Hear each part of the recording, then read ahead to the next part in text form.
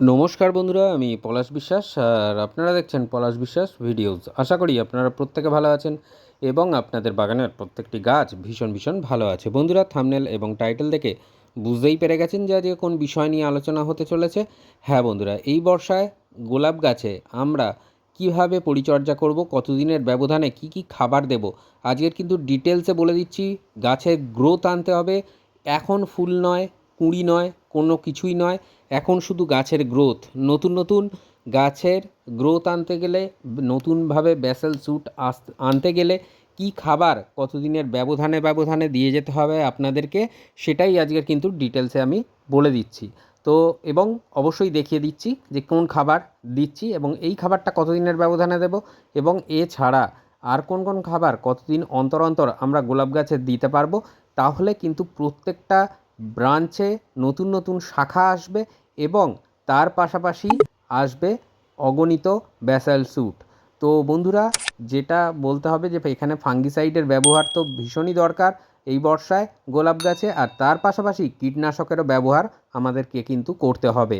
কারণ আমরা সবাই জানি কেবলমাত্র খাবার নয়, গাছকে সুস্থ রাখতে গেলে, গাছ থেকে আগামী দিনে প্রচুর পরিমাণে ফুল পেতে গেলে আজকের যে কাজগুলো করতে হবে সেগুলো কিন্তু আগামী দিনে আপনাদের গোলাপ গাছের ক্ষেত্রে বিশেষ বিশেষ ভালো একটা কাজ করবে। তো আজকের যে খাবারগুলো পরপর স্টেপ বাই স্টেপ বলবো সেগুলো লিখে নিতে পারেন, তাহলে সুবিধা হবে। আর তাহলেই দেখবেন গাছ ভরে ভরে আসছে অজস্র ব্যাসাল। আর যত বেশি ব্যাসাল সুরে আসবে, গাছ যত বেশি ঝোপালো হবে, তত বেশি মাত্রায় কিন্তু আগামী দিনে ফুল ফুটবে আপনার গোলাপ গাছে।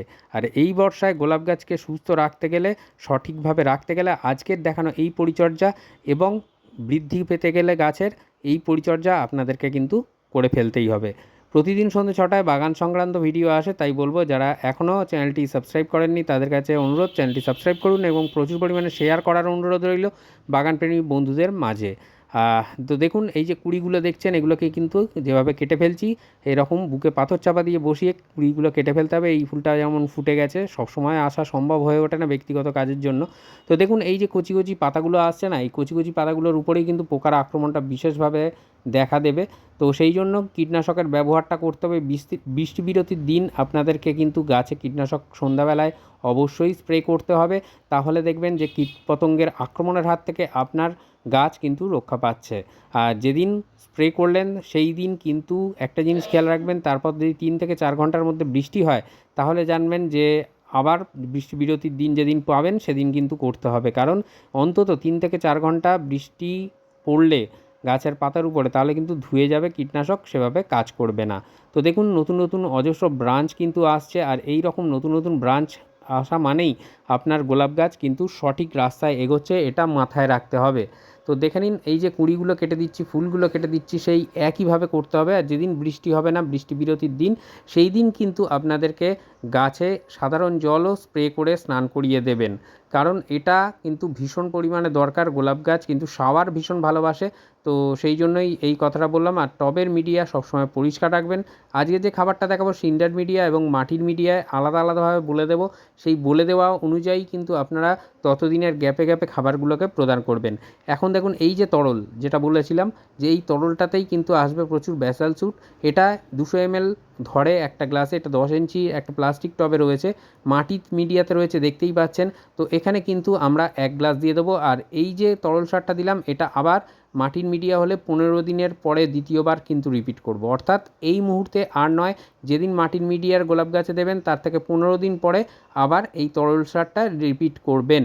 আর এটা দেখুন সিন্ডার মিডিয়ায় দিচ্ছি যেরকমভাবে, দেখুন এই যে পুরোটা দিয়ে দিলাম একটা 10 ইঞ্চির গ্লাস টবে।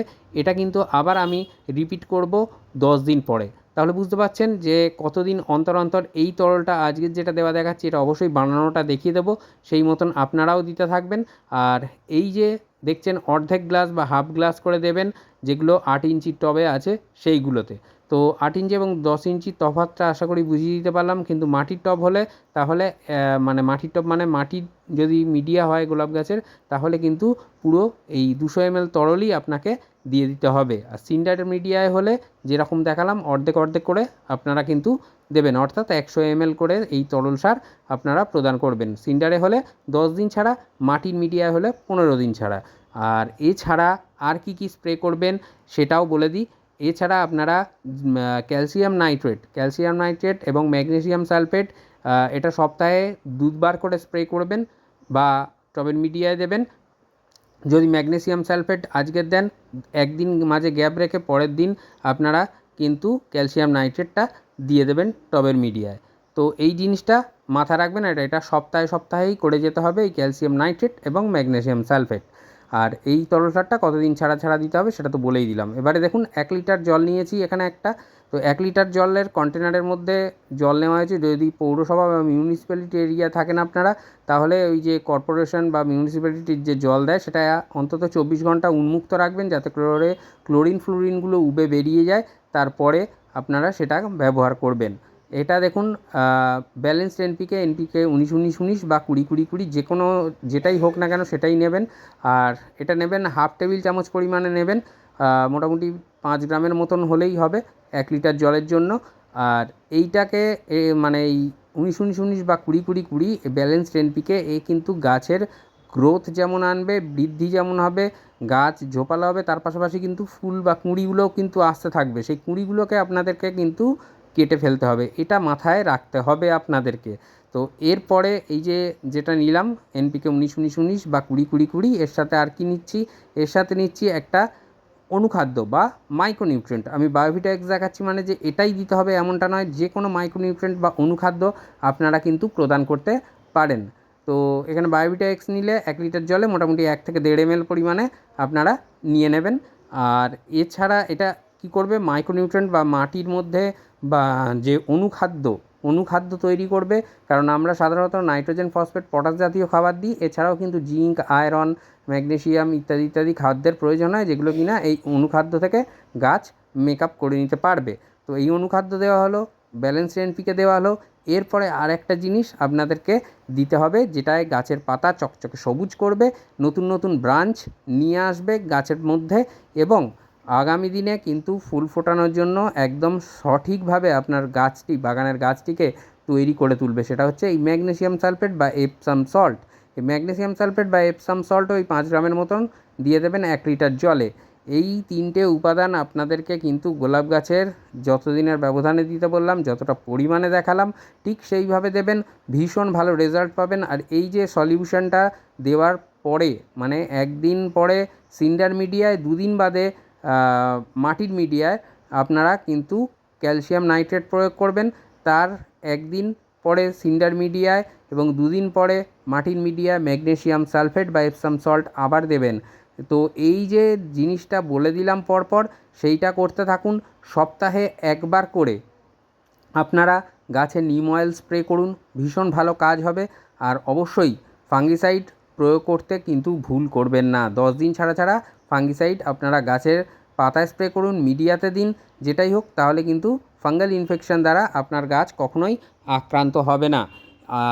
আর যে জিনিসটা বলবো সেটা হচ্ছে 12-61-0। এটা কিন্তু আপনারা মাসে 2বার করে টবের মিডিয়ায় বা গাছের পাতায়ও স্প্রে করতে পারেন, তবে টবের মিডিয়াতে দেওয়াটাই ভালো, এবং সেটা আপনারা কিন্তু খুব ভালোভাবে কাজ করবে আপনাদের গাছগুলিতে। গোলাপ গাছের সার্বিক বৃদ্ধিতে কিন্তু এই এনপিকে 12-61-0 ব্যাপকভাবে কাজ করবে।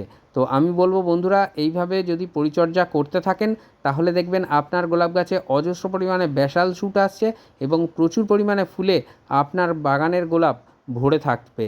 তো সেই জন্য আজকের যে পরিচর্যাটা বললাম এবং দেখালাম, পরপর যতদিনের ব্যবধানে যে তরল সার দিতে বললাম সেইগুলোকে দিন, দেখবেন আপনার গোলাপ গাছ নিয়ে কোনো চিন্তা থাকছে না। প্রচুর পরিমাণে গোলাপ ফুল ফুটবে আপনার বাগানে আগামী দিনে। এবং এর মাঝেও কয়েকটা জিনিস আমি দেখাবো, যে কি খাবার আরও এছাড়া আমি দিই আমার গোলাপ গাছে, সেগুলো অনুযায়ী আপনারা কিন্তু করতে পারেন। সপ্তাহে 2বার করে আপনারা সেই খাবার সিন্ডার মিডিয়াতে দিতে পারেন, মাটির মিডিয়া হলে 10 দিন ছাড়া দিতে পারেন। তো আমি দেখিয়ে দেবো একদম ঘরোয়া উপাদান দিয়ে তৈরি খাবার।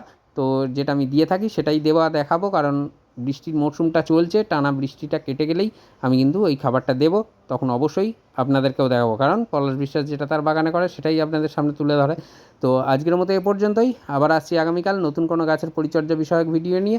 ততক্ষণ সকলে সুস্থ থাকুন, ভালো থাকুন, প্রচুর পরিমাণে গাছ লাগানোর পাশাপাশি অবশ্যই দেখতে থাকুন পলাশ বিশ্বাস ভিডিওস। মন থাক চিরসবুজ, পৃথিবী হোক সবুজময়, এই বলে আজকে এখানেই সমাপ্ত করছি। আবার আসছি আগামীকাল। হ্যাপি গার্ডেনিং বন্ধুরা, খুব ভালো থাকবেন সকলে। নমস্কার।